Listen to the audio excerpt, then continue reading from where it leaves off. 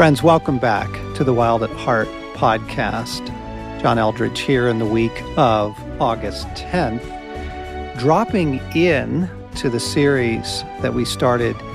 We were playing an oldie but goodie here in the month of August, partly to give our whole podcast team a little bit of breathing room back in July, because we try and record these things in advance, and it just made sense for us to pull that New Frontiers series out of the archives and re-air it. We love it. It's great to hear Craig's voice again.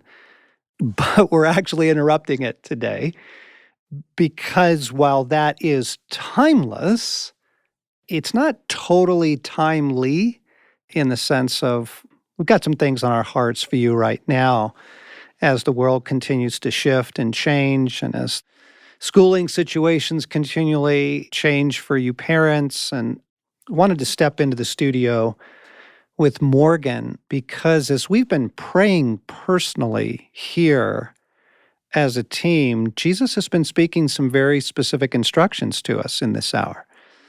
And in order to understand why we want to share with you what we're about to share with you, you kind of need to back up and just talk about what has the effect of living in constant uncertainty done to us? What's the effect of living in a world that's just filled with social unrest and political hatred and a pandemic that you can't tell, it's hidden, that you can't tell where it is and when it's going to strike? And what's that been like, Morgan, for you, for your family? What do you notice in your friends?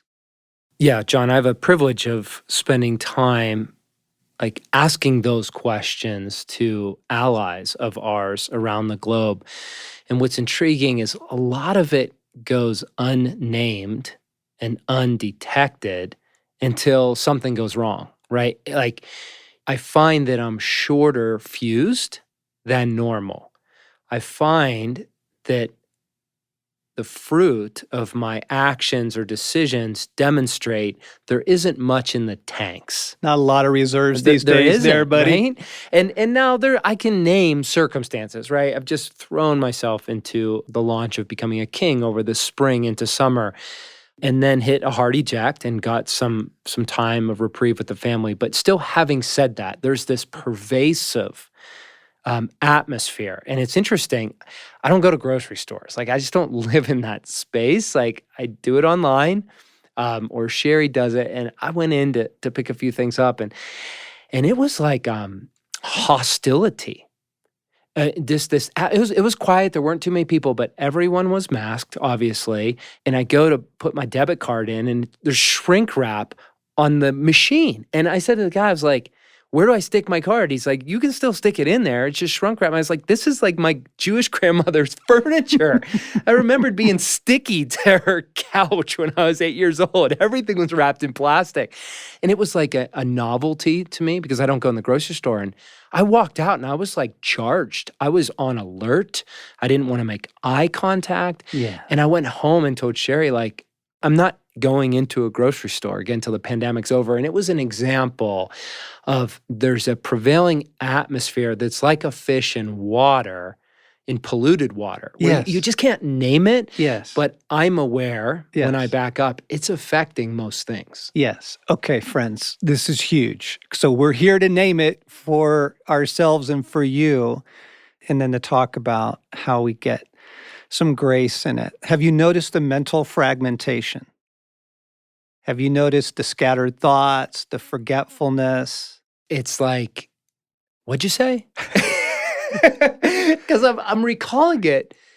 And yet what's funny is as you ask the question, I have to say, okay, no, where are we? What are we doing? I'm actually manifesting it right now. Yes. And yet I'm embarrassed because I do a lot of work to not be fragmented. Yes. Right? Yes. And yet confession, yes, there's something Yes. different, and it feels confessional and important Yes. to name it. Yes. Mental fragmentation, diminished reserves, diminished capacities to get things done, irritability, you named, bordering on hostility. Okay. And the flip side of that too, I named, John, is almost a compassion fatigue because you see it's brutal. Yeah. I shared that article in the New York Times with you of the Amazon River and the impact of the pandemic in these tribal communities. It It's was like the stories of the heartbreaking. Missouri River and Lewis and Yes. Clark wiping out 50% of these native tribes. It was horrific, and I had no idea. Yes. And you realize, like, everywhere you turn, from kids trying to go to college to parents with young children trying to navigate two jobs to paychecks, like to neighbors that are terrified and locked in their house on our street. Yes. There's a fatigue even of compassion. Yes. Yes. Okay, friends, all of these are symptoms of PTSD. So let me tell you a little story. I was reading a fascinating article this summer on the SARS epidemic that hit Hong Kong. So we're in a SARS type epidemic, but this is COVID-2. That was back in 2003. It's called SARS-CoV-1. Descended on Hong Kong in the spring, hammered Hong Kong. Tragic, high death count.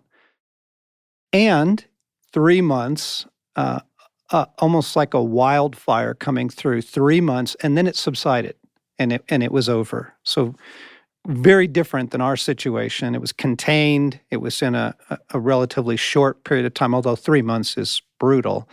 And the loss was catastrophic and heartbreaking. But here's the interesting thing.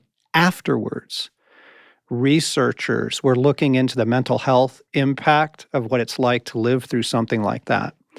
And they discovered, they were shocked at their findings. High levels still in the community of PTSD, high levels of anxiety, of depression, of obsessive compulsive disorders, and even in some people of psychosomatic physical symptoms. So they didn't have the illness, but they were experiencing the empathetic physical symptoms that mimicked the disease months and months and months later. And gang, every natural disaster carries with it a psychological storm, carries with it a psychological wake. But the difference is this. You live through a hurricane, Hurricane Katrina, it's horrible. But the thing is, there's an end to it. And when the storm has subsided, when you live through the wildfire. Do you remember the Waldo Canyon fire? Oh, yeah. Here? Our backyard. Right. The whole city was freaking out. And the fire was on the western side of the city, mostly in the national forest. It did reach down into your backyard and mine. But I remember people in the city that were literally 15 miles away, across freeways, across all of the industrial, everything, right? Shopping centers, they were buffered by enormous amounts of obstacles, freaking out, as though the fire were upon their front porch. And it was never, ever, ever going to reach it. But it's just to point out, natural disasters carry with them psychological trauma, soulful trauma. But the thing about the wildfire is you also know when it's over. I remember the day that it was over, and your whole body just comes down off of high vigilance, and your heart takes a breath, and your mind takes a breath, and you suddenly realize how exhausted you are, how depleted your reserves are. But there was an end to it. Yeah. Okay. There's no end to this right now. What I wanted to point out by way of contrast of what happened in Hong Kong and in more typical natural disasters like Katrina or the Waldo Canyon fire is they're short-lived. They have clear beginnings and clear endings.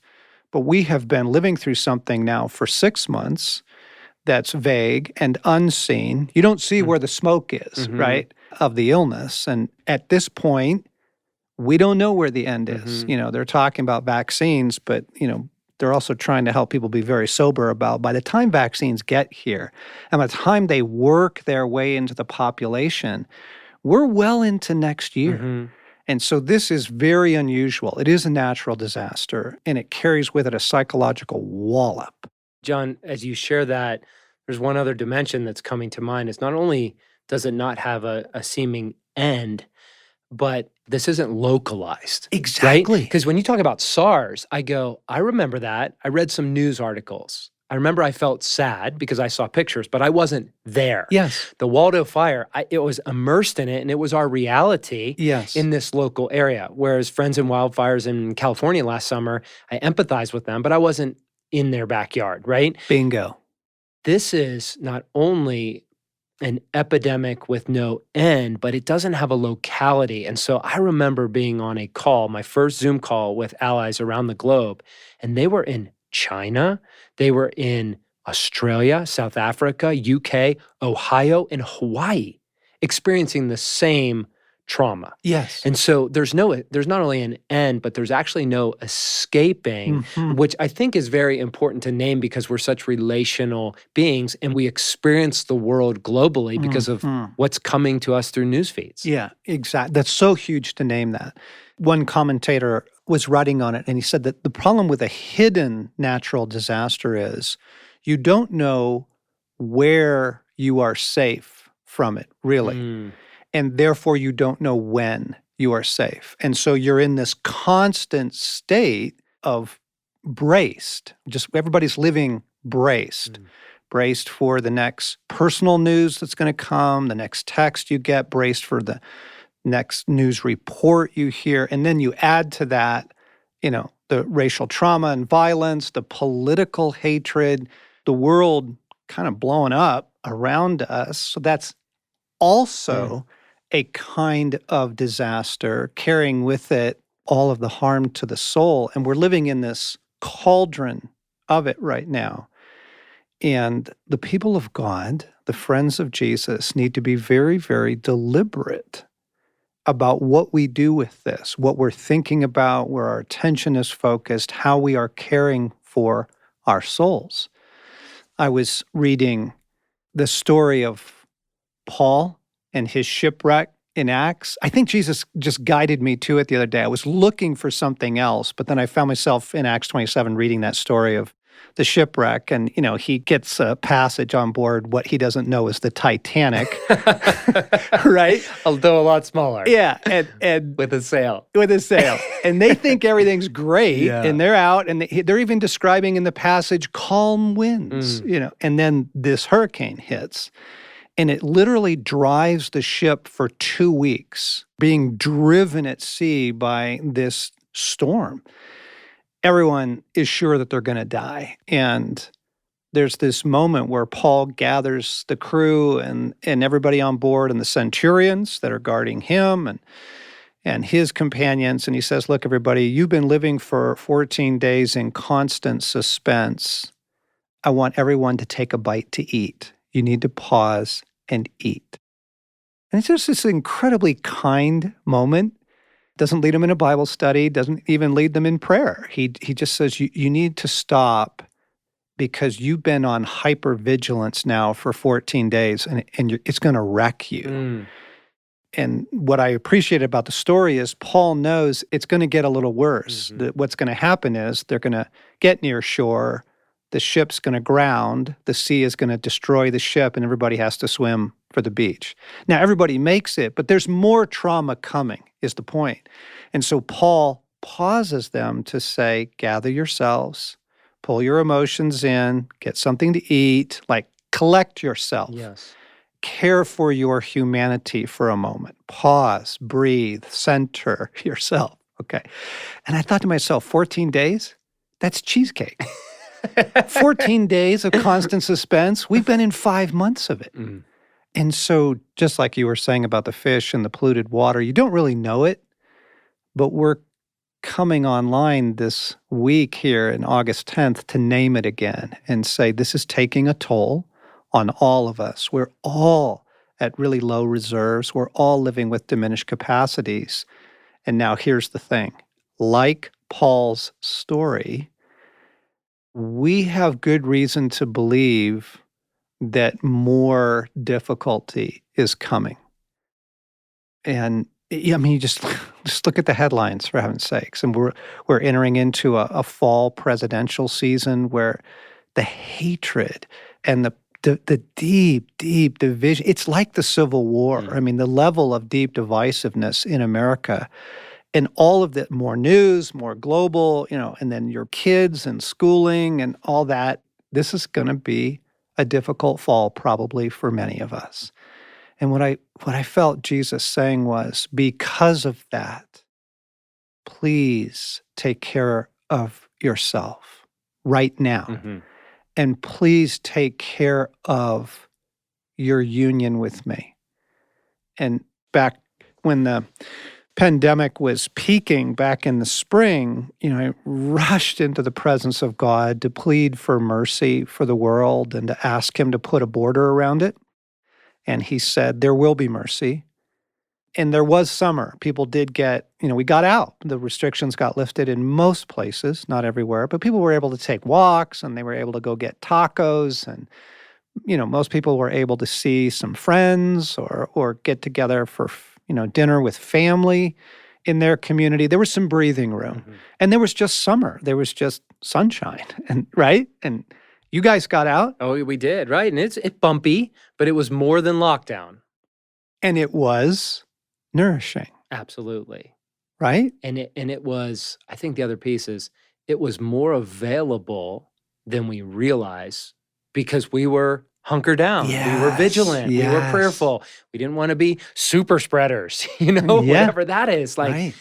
And yet it was available. There was grace. It almost was like Paul saying, eat something, right? Exactly. We went camping and we were self-contained and we were heavy laden with masks, but sure enough, we did a little stand-up paddle. We did a little biking and we figured it out day by day and walked with God and were refreshed. And you went through a wildfire. Oh yeah, lightning strike, wildfire, hailstorm. I don't know if I told you this. South Dakota, Badlands, golf ball size hail was pummeling through the camper. We have an old camper that I rebuilt last summer. Through the skylights that I'd replaced, boom, boom, boom. And it was like incoming. And it was very symbolic because the major theme was rejuvenation. And yet it's still like we live in a world at war. There you go. Right? That's it. That's the story. Yeah. So there was grace, there was beauty, there was mercy, and there was golf ball size hail. Right. And shutdowns, roadblocks, camps that say they're open online and they're not. Yes. Okay. So gang, this is the world that we're living in. And there's reason to believe this fall is going to have its share of difficulties. So right now, in the moment, what we hear Christ saying is, strengthen your union with me. Strengthen your union with me. When Paul says, I can do all things through Christ who strengthens me, I think we're missing a word in there. Only. I can do all things only through Christ who strengthens me. I think that's his intention in that passage. I think he's trying to say, look, there is one way to make it. There's one source of life. I mean, because Jesus, his master, said in John 15, apart from me, you got nothing. You can do nothing. There's no other well. There's no other fountain. There's no other source of electricity. There is one place that the human being draws strength, life, nourishment, hope, comfort, assurance, words, and that is through our union with Jesus. Yeah, John, I think of how Jesus, when he's praying in his final moments on earth, where he says, Father, here is my prayer, that these apprentices, that the community of God would be one heart and one mind with you, as I am one heart and one mind with you.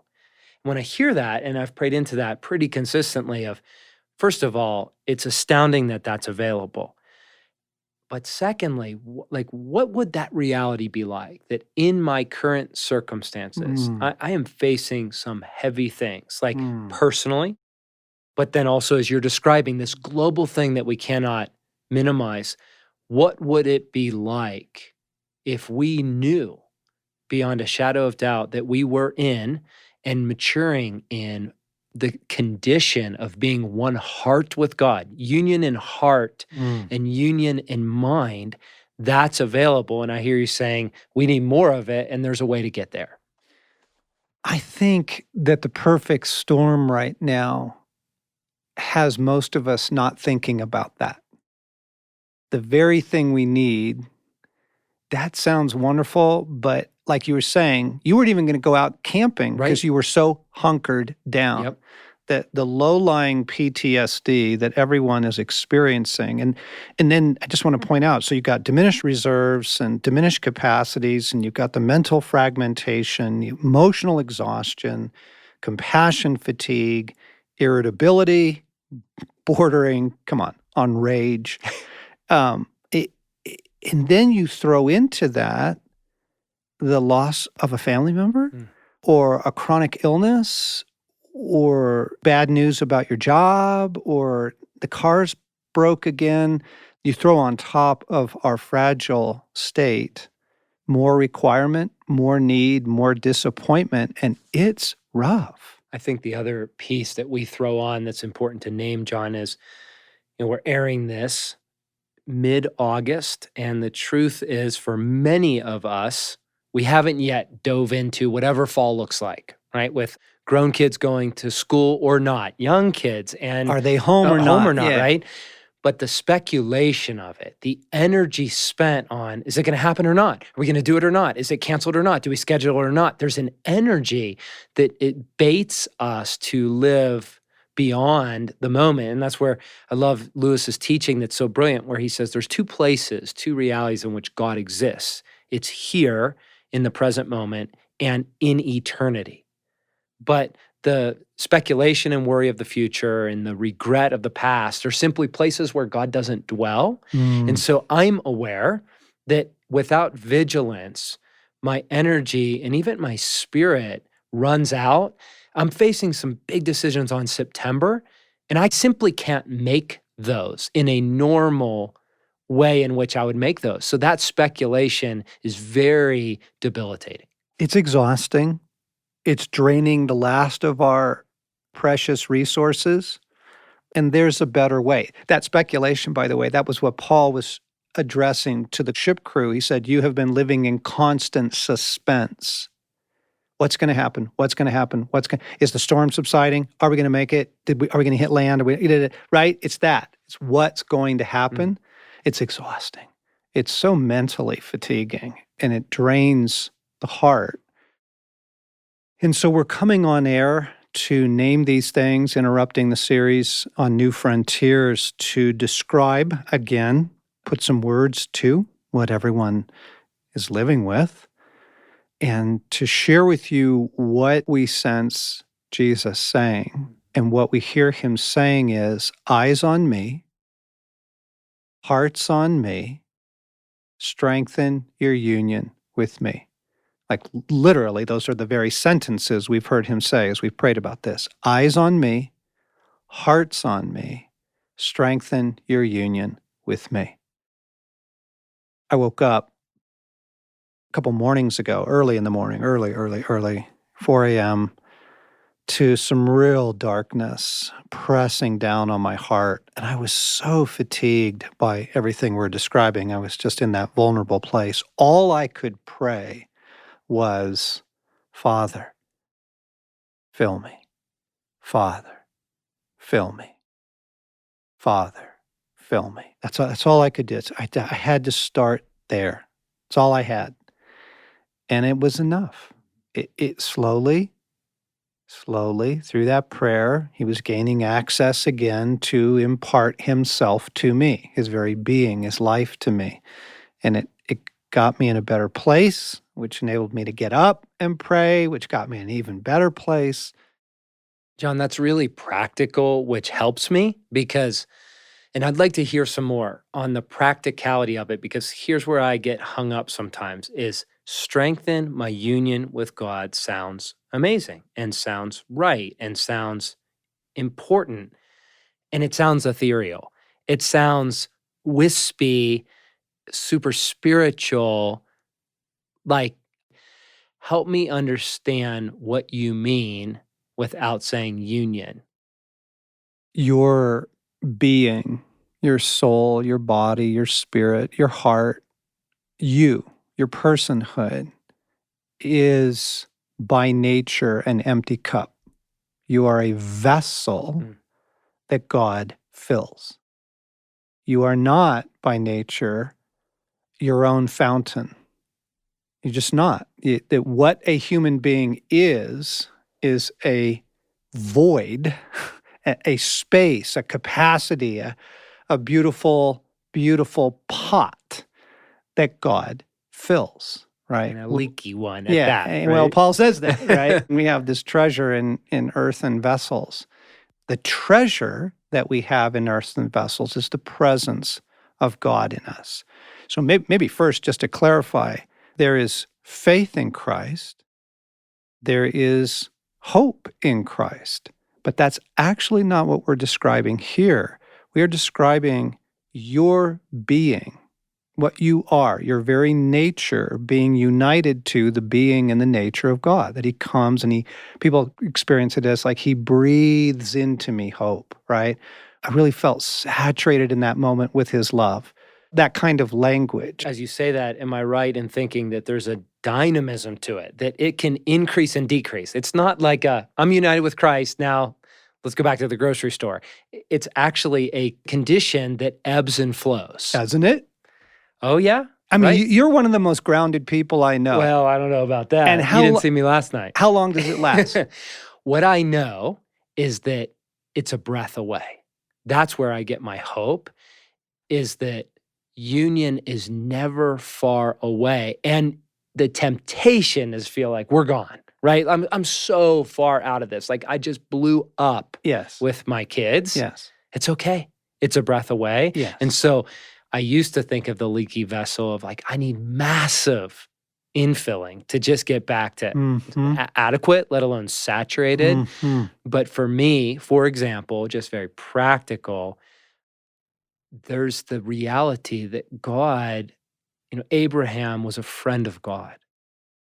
There was a knowing of God's heart that Abraham knew, I believe, in a very unique way because of that Imago Dei, right? Some unique knowing he knew of God that really no one else knew, and that was what he was meant to be ambassador of to the world. And there was a unique knowing that God knew of Abraham that other people didn't know. There was this mutual affection, mutual intimacy, mutual friendship, and there was cultivating, like any other good friendship, you have to cultivate the acquaintance. You have to sacrifice for time. You have to be available.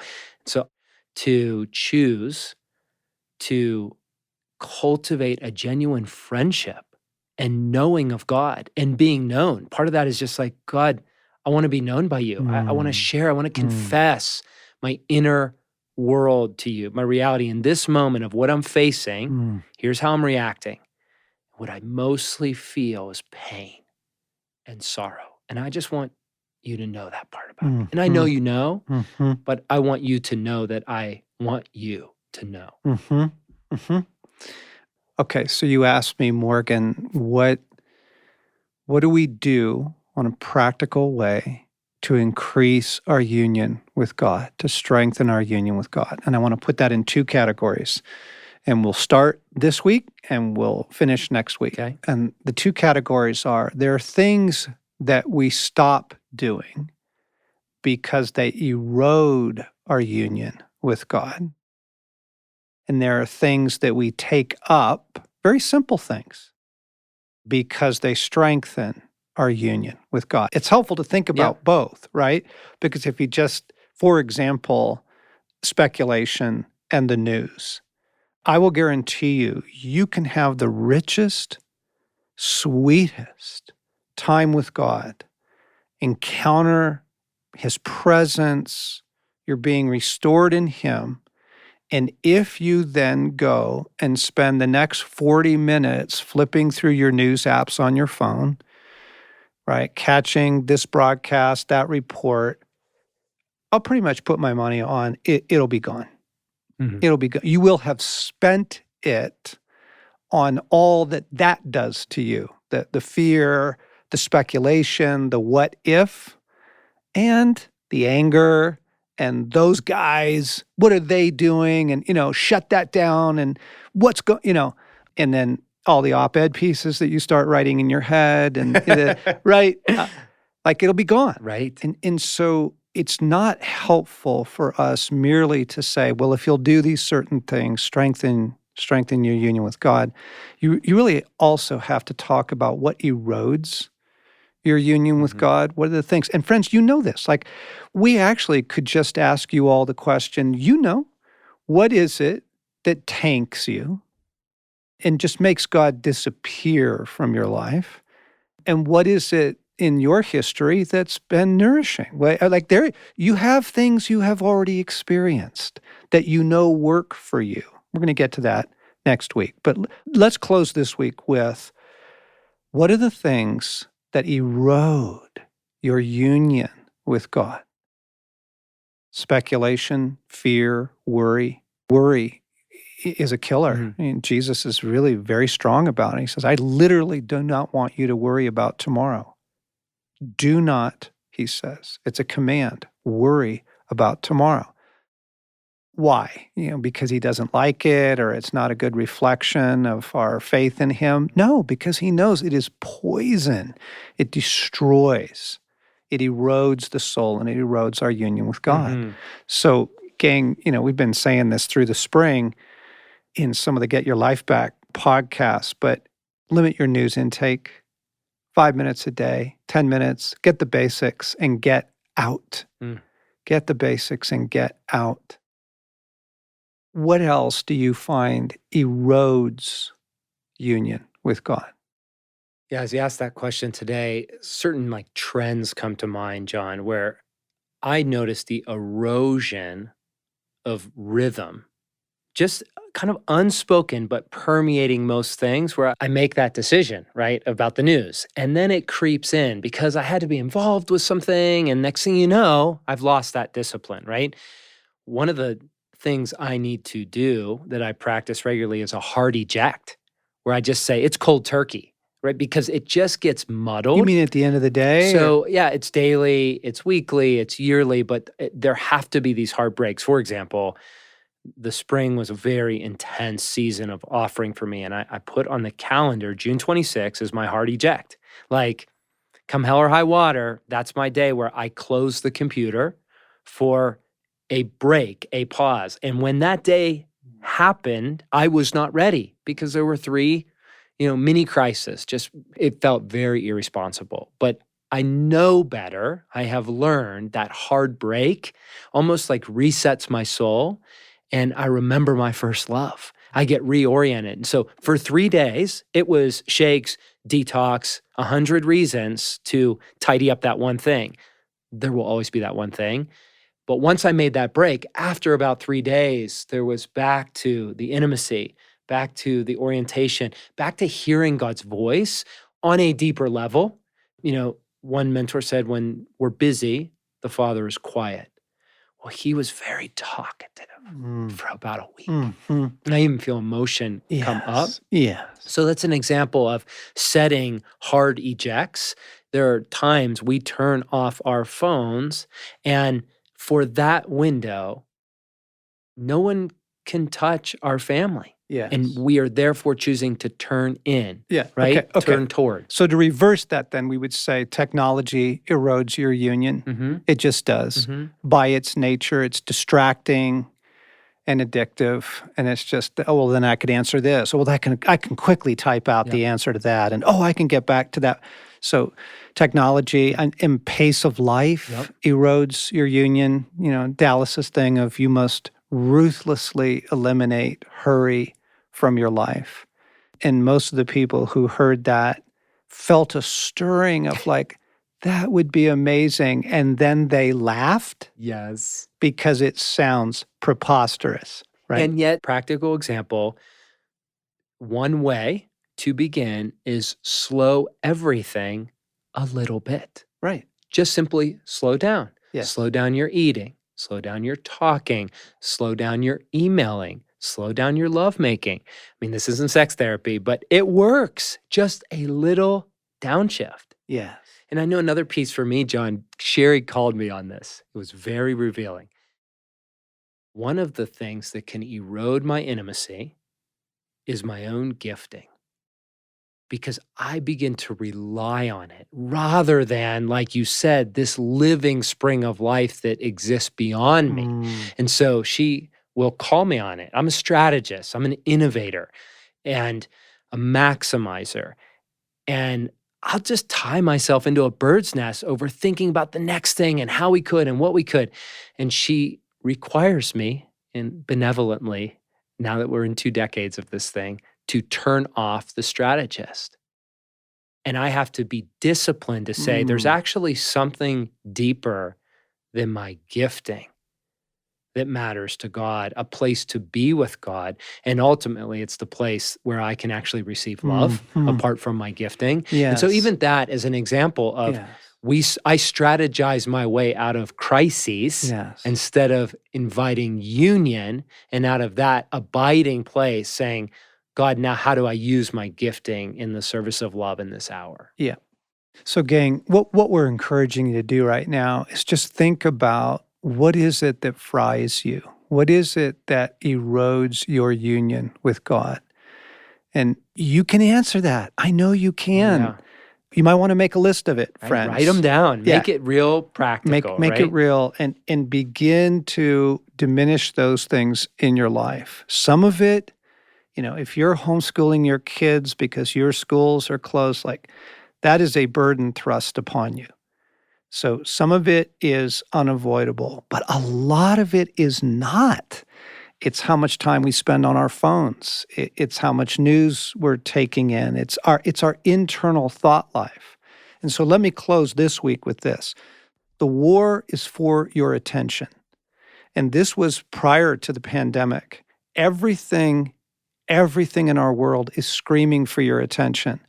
The electronic billboards, the gas station TV, all the chirps and notifications and buzzes and, whistles and tweets that you get on your phone. You see, everything's trying to go, look at me, look at me, look at me. And then it's the clickbait and it's the pop-up ads, and Google knows your buying habits. And so, I'm on an online Bible program yesterday looking up some verses, and here's some cool new hunting gear. And like, Google knows it's almost fall. They know me. They know I start buying hunting gear, right? And it's creepy, but the war is for my attention. So, because if you want union, if you want to restore your union with Jesus, what you do every day is you give him your attention. Just very simply, you give him your attention. So what are the things that are warring against that pace of life, franticness, fear, speculation, worry, all of that? We're going to pick this up next week because in some ways, too much guidance is not helpful. So there's some thoughts. And the thoughts are this. You are living in a form of PTSD right now because the world is absolutely sideways. It's gone completely mad. You're living in a series of natural disasters that don't have a clear ending to them. So kindness to your soul. Your one rescue is your union with God. Your main mission right now is to daily care for and strengthen your union with God. And to begin to think about, what's eroding it? What are the things that are just making me crazy right now and getting my attention off of the presence of Christ in me?